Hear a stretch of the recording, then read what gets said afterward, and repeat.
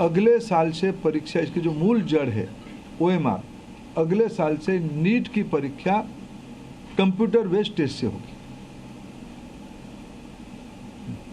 Sir, एक प्रश्न ऐसा है कि विपक्ष ने इसमें राजनीतिक आरोप किए हैं कि भाजपा से जुड़े हुए लोगों ने ये पेपर से धांधली की है।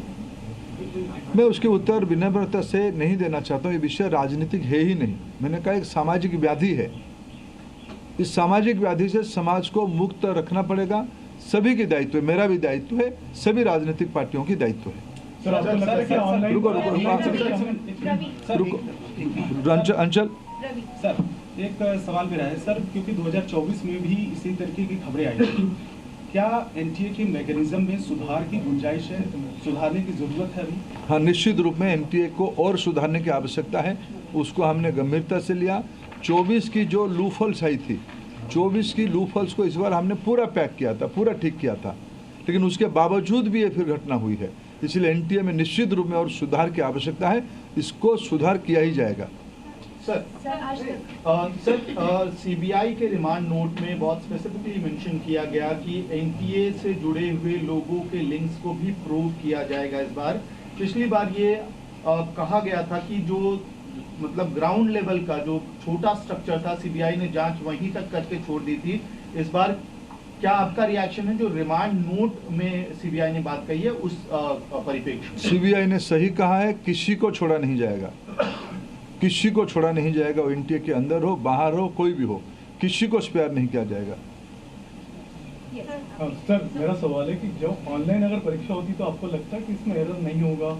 ये एकदम आप तुलनात्मक OMR से सीबीटी थोड़ा प्रूफ है, थोड़ा प्रोटेक्टेड है, थोड़ा उसको ठीक किया जाए। टेक्नोलॉजी देखो, साइबर क्राइम तो एक बड़ा दुनिया बन चुकी है ना, इसको हम लोग सब नई दुनिया में रह रहे हैं।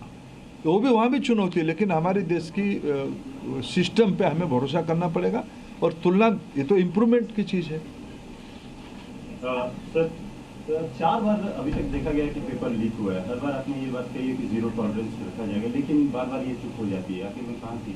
नहीं, हर एक बार की नेचर बदल जाती है ना।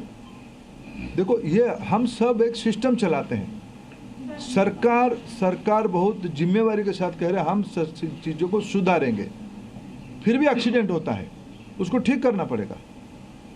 सर, एनटीए के स्ट्रक्चर में किस तरह का रिफॉर्म आप सजेस्ट कर रहे हैं?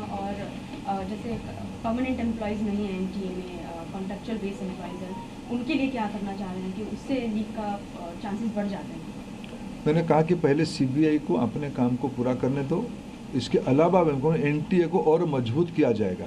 सर, जिस तरीके से आपका एनटीए को मजबूत किया जाएगा, लेकिन साल दर साल पेपर लीक होता है, तो क्या एनटीए जिम्मेदारी लेगा कि इस तरीके से गलती ना हो? तो एनटीए ने दायित्व लिया है। ये सूचना एनटीए को ही आया है।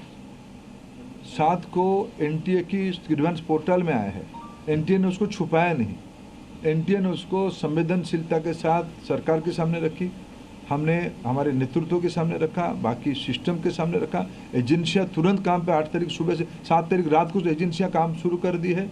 12 को हमने निर्णय कर लिया कैंसिल करने का, 15 को हमने निर्णय कर लिया परीक्षा करने का। सब एनटीए ने ही किया। एनटीए अकाउंटेबल है। एनटीए में जो कमियां उसको सुधारना पड़ेगा, जो भी गुनहगार है उसको परिधि में लाना पड़ेगा, और एनटीए ही अकाउंटेबल होगा। पेपर लीक के आरोपियों ने कहा है कि पिछले साल भी पेपर आउट था।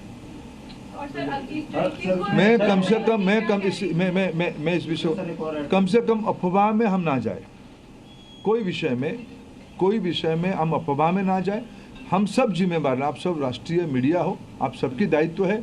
समाज में जो है हम कुछ भी चीज़ हम छुपा नहीं रहे, कुछ भी चीज़ हम मुंह फेर नहीं रहे। लेकिन जो विषय है, असम्पशन 20-25 लाख बच्चों की भविष्य की सवाल है। आपकी एक एक वाणी अनेकों के मन में उद्वेग खड़ा करता है। जो तथ्य है वो छुपना नहीं चाहिए। आपके सहयोग से हम यहाँ आए हैं। ये मीडिया ने यहाँ तक इसको लाया है, हम उसको आदर करते हैं। लेकिन हम ऐसा भी कुछ विषय ना करें जो अनावश्यक फिर एक बार तनाव खड़ा करे। प्रमाण है तो उसको चिंता करें। जो मैं कोऑपरेशन चाहूँगा। जो मित्र पूछ चुके हैं वो छोड़ दीजिए, जो नहीं पूछे वो पूछे।